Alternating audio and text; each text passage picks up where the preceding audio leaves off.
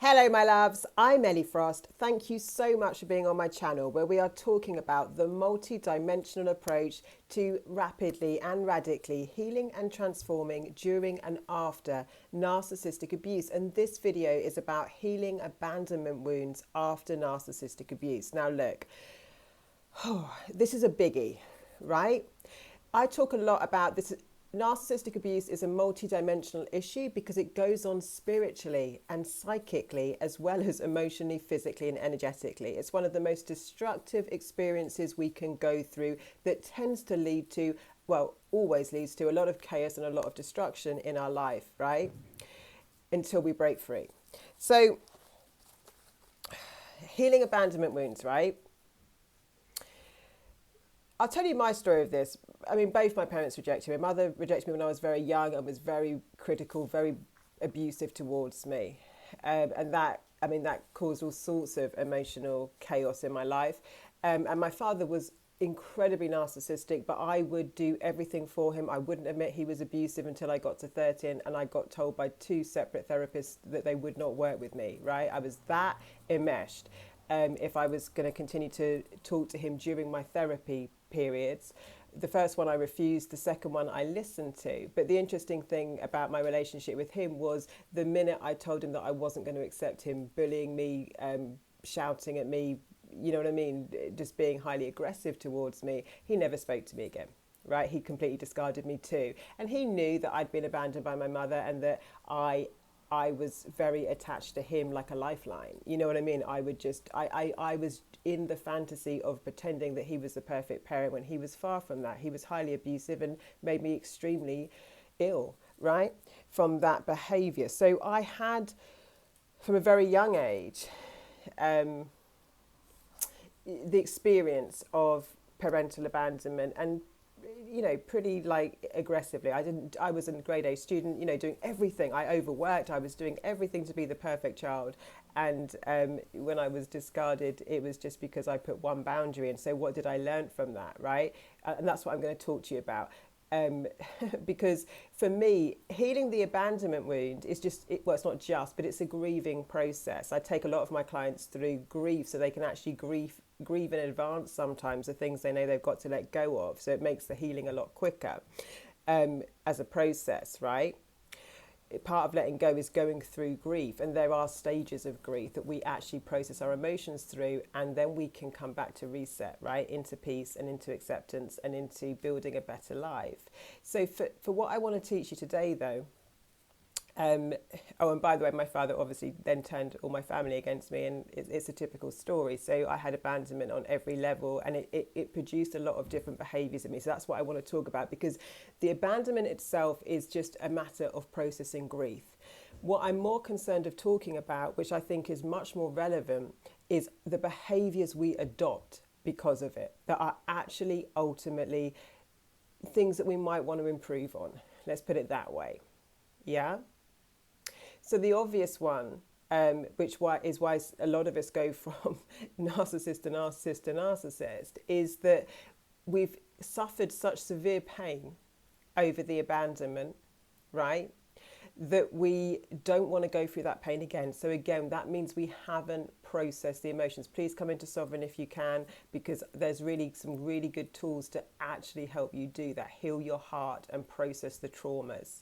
Because we haven't processed the trauma, we're looking for someone else to take the pain away. Probably someone that is similar, reminds us of the person who abandoned us. I'm just going to get my tea. So it's really important to know that if we don't resolve the trauma, we tend to look for a similar type of situation where we think we're going to be loved, right? But it doesn't work that way. We just get the repeat thing and the confirmation that people abandon us, people we love betray us, people we love hurt us, right? So it's the subconscious decisions and how it affects our mind and our belief systems, not just in other people, but in the world at large, because how we relate to other people and ourselves is how we relate to how life works, how the world works, how money works, how it all works, right? So it's a very core issue.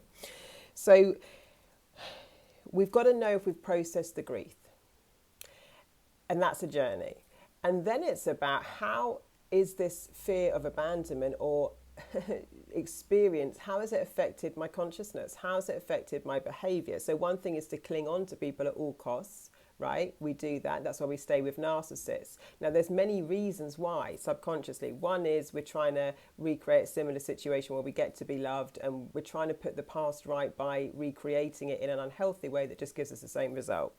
Another is because we've suffered such deep abandonment wounds, we don't want to abandon other people. So we're projecting our pain on them. When if you're dealing with a narcissist, they don't feel the same way actually. They don't. They're devoid emotionally. Yes, they channel rage and anger and jealousy, but they're really emotionally void. They do not get affected. How can they just cut people out of their lives and drop them like a piece of trash with no emotional remorse, no emotional, regret, no wanting connection, always thinking that, they're justified because they're emotionally void. They don't feel like we do. They are absolutely soul detached on a spiritual level, and they are under the influence of an entity of consciousness that is not that human, right? So how have I responded to it? Do I cling on to people that are unhealthy because of fear of abandonment? Do I cling on to, we can do this all over the place. It's the trauma response that becomes because of it. So the main trauma response often is the fawning response, that we abandon ourselves on a daily basis, right? Often, like we self-abandon to be liked, the people-pleasing thing, right? Where we do whatever we can to fit in. We do whatever we can, but we're totally unaware of our own needs, wants and desires and what's good for our own well-being, which is a big part of this healing journey, is to actually see our needs, wants and desires as paramount, right, to our health, and to the health of our connections with people, with the universe, with life. So it's how we've adapted, right? And to know that, one, it's not your fault, right? These are survival mechanisms that we put in place, but we've got to be aware of, do I set boundaries? Do I let people how would you describe yourself? If you describe yourself as a doormat, if you know people are always walking all over you, if your story is people always betray you, take advantage of you, this is all coming from the abandonment wound. And one of the responses is the fawn. Another response is isolation. I've definitely done that. My response was keep people out of my life. Now that is not a good life strategy, because we need connection, and it's a good strategy temporarily sometimes while we're learning how to build healthy relationships, but it's going to be a very lonely life if we need to shut people out because we fundamentally don't trust people, we fear betrayal, and basically what we're really fearing is the pain of it. You see, when we know how to process our emotions, and I'm going to get into this a little bit more as well on this video, when we know how to deal with pain and know it's part of life, but suffering doesn't have to go on and on and on, right? We can feel pain and process pain and then not live in suffering. Then we're not, and we know how to look after ourselves. We're not so scared if people let us down. We know the world is full of people and different things happen, and it's how we're going to navigate pain and loss and grief in future that actually matters. Because if I just literally isolate myself and don't let people in, which I've done, trust me, I'm sure you do. Like, why would I lie about it? It's not something it's just part of it. Then what I'm really fearing is the pain of what people could do to me. And if I know that I'm okay, like I'll be able to handle the pain and I can still move forward, then I'm going to start experimenting and growing. And that's going to involve letting more people, letting more experiences into my life, and like trusting myself to navigate them, right? So although it can be a very important part of our healing sometimes to just shut people out and take a reset, it is then part of our growth to start forming healthy relationships, to putting ourselves out there, to testing, setting boundaries. And sometimes we might go to extremes. Sometimes we might not get it right. Sometimes we will find our balance, right? That's the whole point. We find our balance through our learning, and our learning comes in real time, in real life, right? So when we're learning to put in boundaries, sometimes we might put in really firm ones, over the top ones that we later reflect on and think, well, I was a bit too harsh on that, but at least I was setting a boundary. So instead of like blaming ourselves and getting so upset about I got it wrong, I did too much, then just think, okay, I learned that I was a bit too stern there. Let me just work on softening that boundary. right? Because ultimately the brain wants to keep you safe, and ultimately it wants to avoid pain, right? We will do much more as humans, it's scientifically proven, to avoid pain than to go for pleasure. But pleasure comes from connection to life, to ourselves and to each other. So the thing I want you to understand is, one, don't self-abandon anymore as much as possible. A big part of what I teach people is self-partnering and self-focusing. So we actually know how we feel, where we're at. We actually check in with ourselves. We're actually conscious of like our well-being and making it come first. Right? It's so important. Secondly, it's like, well, how is this, like, what have I processed the grief? And two, how is this abandonment wound showing up in my behavior? What patterns have I got, right? Where I'm either in defense, I'm shutting people out and pushing them away, or testing them. That's another thing that we do, testing them to see, just because we want to like kind of preempt where they're going to hurt us. Sometimes we test people, we might not be aware of it, but we're doing things really to push them to see if they're going to leave us. Have you done that? I'd love to hear your stories in the comments. The other thing we do is we over people please, overform, completely self-abandon, be whatever we think they need them to be, because we're scared of the pain of abandonment. If you know how to process the pain of abandonment, right, and how to trust yourself to create healthy relationships and be okay, yeah, if people do abandon you, which is inevitable in life, right? You don't have to have done something wrong. Then we're going to be more resilient and be more prepared to welcome more love into our life, ultimately, right? And more life into our life, rather than just either be a complete people pleaser or isolated, right?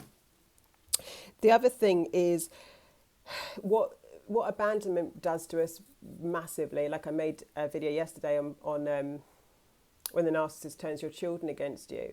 You know, abandonment creates a lot of shame, especially when it comes to family. I was so ashamed that my parents abandoned me. I went to university, and I remember like everyone went home for Christmas and I wasn't invited. My parents had divorced by then, but I wasn't invited to either of their houses on holidays and stuff. And I didn't want to tell my friends. I was so ashamed. So I'd pretend I was leaving and then come back and stay in the student house. And one time a friend found me there, and I was just so ashamed, because I really believed there was something so inherently wrong with me that my parents would have abandoned me.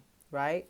And on that video I made yesterday about when the narcissist turns your children against you, you see people judge you sometimes. I don't know if that's what you've experienced, if you have, but like people do tend to think, if they haven't experienced any of this kind of abuse, like there must be something wrong with you, that you're not talking to your family, or they won't talk to you, right?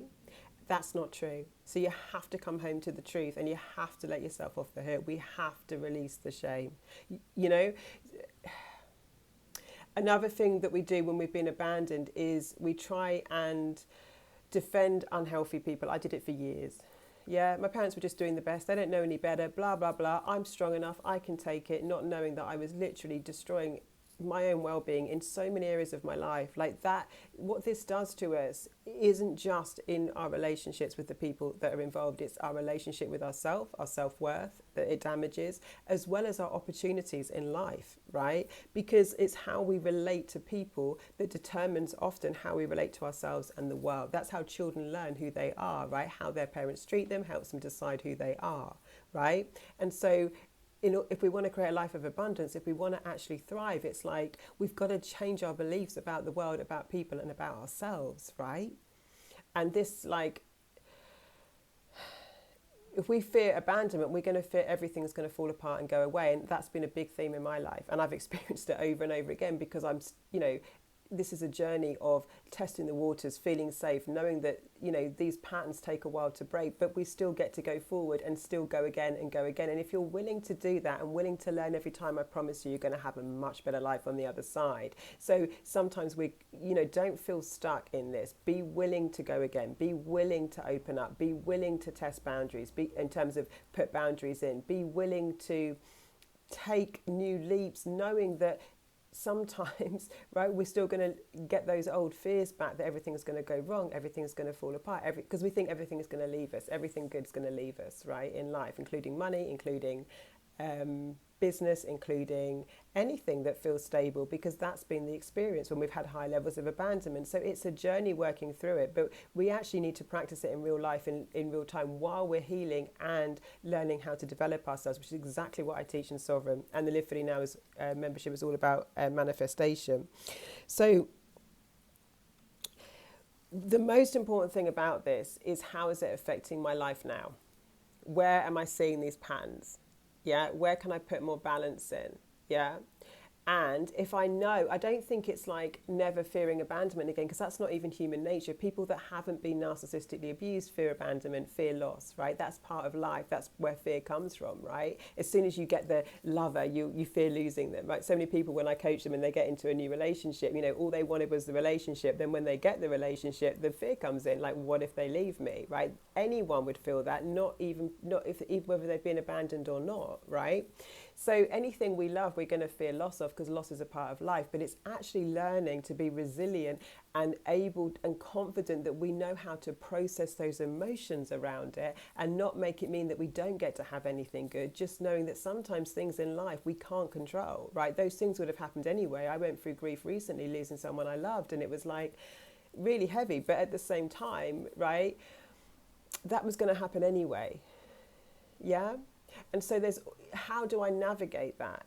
Yeah, is the most important thing, because if I believe it's so painful that I can't handle it and I can never handle that kind of pain again, which is what happens when we haven't healed the abandonment wound, it really limits our lives. So just some food for thought, guys. And please like, comment, subscribe and share. I appreciate your support on this channel. Keep commenting the topics you'd like more on. I hope this is helpful. Lots of love, and I'll speak to you soon.